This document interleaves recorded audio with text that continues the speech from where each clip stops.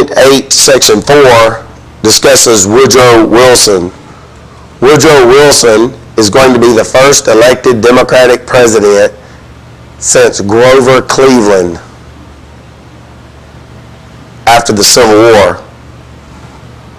Woodrow Wilson is going to be a progressive president, much like Theodore Roosevelt, even though they were from different political parties.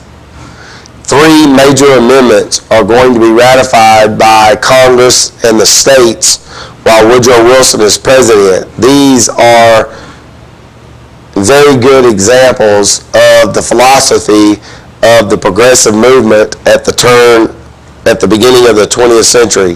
The first one is the 17th Amendment. The 17th Amendment led to the direct election of senators by the people of the states. This, if you'll remember, leads to more direct democracy, meaning that the people of each individual state have a more of a say-so about who is chosen as the senators of their state, or respective states. Before, senators were chosen by a caucus in Congress. A group of people within Congress would choose the representatives of each state. Now, by popular vote, an at-large popular vote within a state, citizens within that state choose 2 senators each. And that gives more power to the common people across the United States, which was the goal of the progressive movement. The Second Amendment was the 18th Amendment. Beginning before the Civil War, there was a movement known as the Temperance Movement to outlaw the sale, manufacture, and transportation of alcohol, but it was actually completed during the Progressive era.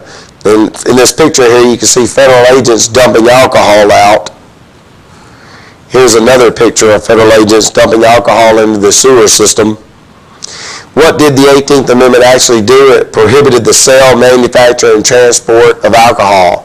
It did not outlaw the drinking of alcohol, the consumption of alcohol, just the sale, manufacture, and transportation. The thought was that eventually it would lead to no more alcohol in our country. The Third Amendment that was passed under while Woodrow Wilson was president and was a major progressive reform was the 19th Amendment. The 19th Amendment granted women, for the first time, both black and white, the right to vote. It was a difficult struggle that had begun in 1848 at the Seneca Falls Convention by women like Elizabeth Cady Stanton, Lucretia Mott, and Susan B. Anthony.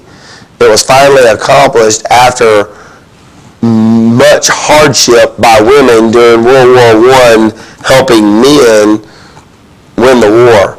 Women did a lot of the jobs that men had done before the war, like in this picture, farming, and in this drawing of women working in a munitions factory.